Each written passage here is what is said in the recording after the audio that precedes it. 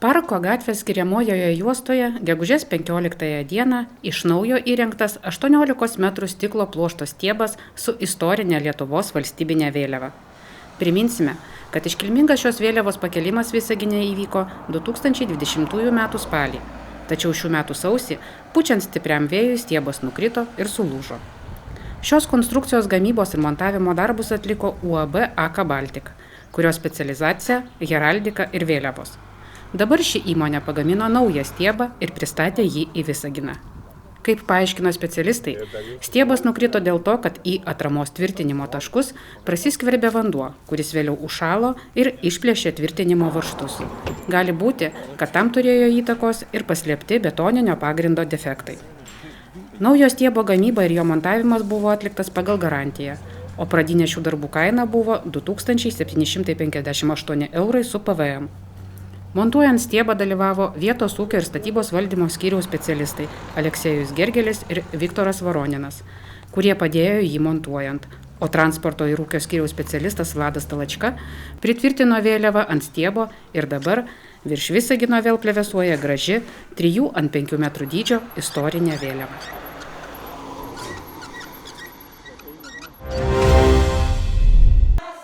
Gegužės 15 dieną, Tarptautinę šeimos dieną, senjorų užimtumo centre tvyrojo ypatingai šventiška atmosfera. Čia susirinko visi draugiški šių namų gyventojai.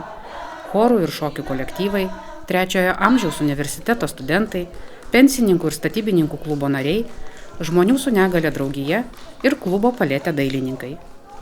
Tokiu visuotiniu susibūrimu buvo nuspręsta paminėti 2 renginius vienu kartu – šeimos dieną ir užimtumo centro kolektyvų išėjimą atostogų. Nors durų jis neuždarys ir vasarą, čia ir toliau dirbs visuomeninės organizacijos ir paletės klubo dailininkai. Šventiniai renginiai prasidėjo šio garsaus jau 20 metų jubiliejų atšventusio klubo paroda.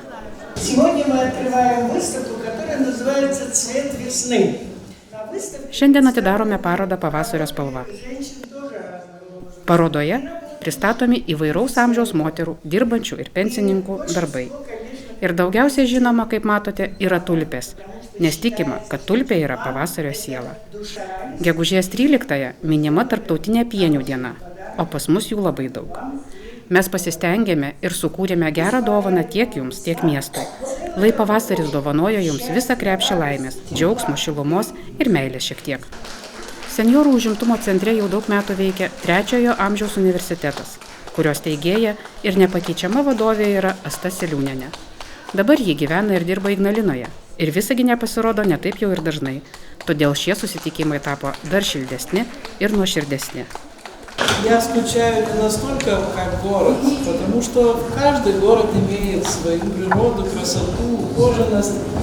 Pasiilgau miesto, nes kiekvienas miestas turi savo gamtą, grožį, išpuoselėtumą. Tačiau iš tikrųjų miestas tai žmonės. Tai, ko man nuolat trūksta dėl pilnos laimės. Tai jūsų ir jūsų kūrybiškumo, jūsų įvairovės energijos. Aš ten Ignalinoje dažnai sakau, kad taip, aš labai ilgiuosi.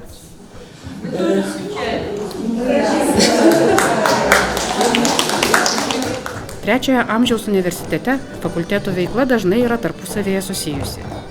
Ypač tai liečia mados dizaino fakultetą, kurio dekanė jau 13 metų yra Nadežda Ostrižnova. Daugelis nuostabių šokių ir chorų kolektyvų kostiumų yra Nadeždos ir jos meistrių rankų darbai.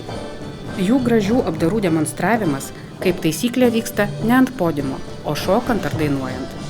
Šį kartą Nadežda Ostrižnova ir jos meistrės, glaudžiai bendradarbiaudamos su Galina Kutarskich, senjorų užimtumo centro šokių grupiai sukūrė rusišką įstrižą sarafaną. Kiekvienas iš mūsų nori padaryti kažką naujo, kažką gero. Ir kiekvienais metais mes sugalvojame savo programas. Galinos Kutarskich paruoštam šokiui sukurti kostiumai yra ne tik sarafanai, bet ir visi šios aprangos atributai – kepuraitės ir papuošalai. Abu 3-ojo amžiaus universiteto dekanai sulaukė ypatingos rektorės Astos Seliūnienės padėkos. Labai jums ačiū.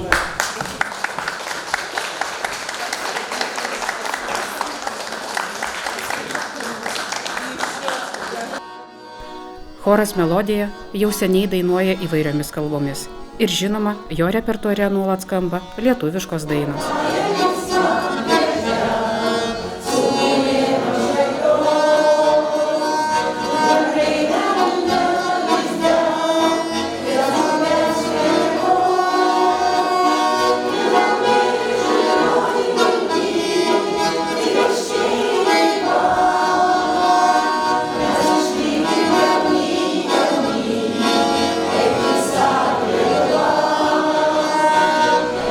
Uždegantį šokį sušoko neįgaliųjų draugijos šokių kolektyvas Pušelė.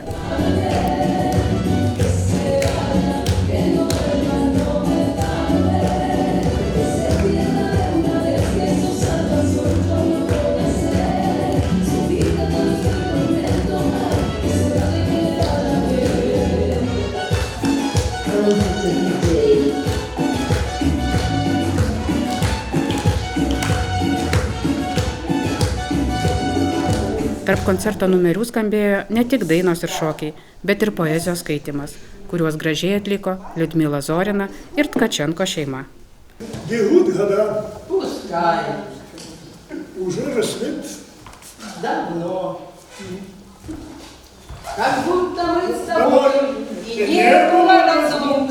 Как будто той весной мы не расстались вдруг, как будто ты ждала, Как будто ты искал своей любви пришел, как будто мы с тобой и не было разлук. Po koncerto visi dalyviai ir svečiai išėjo į Vilties vieno pastato vidinį kiemelį. Nuspręsta jį padaryti Hortenzijų parku ir visi draugiškai pradėjo sodinti šių augalų krūmelius.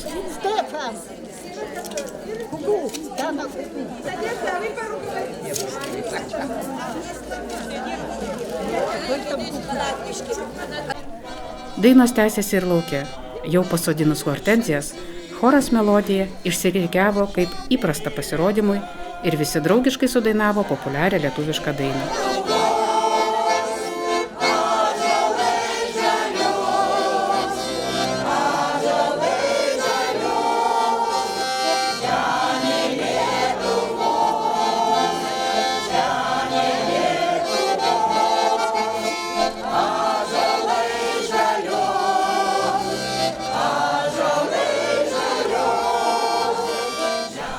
Štai tokia šventė vyko senjorų užimtumo centre, kur žmonės jaučiasi kaip viena didelė ir draugiška šeima. Ir tokia didė,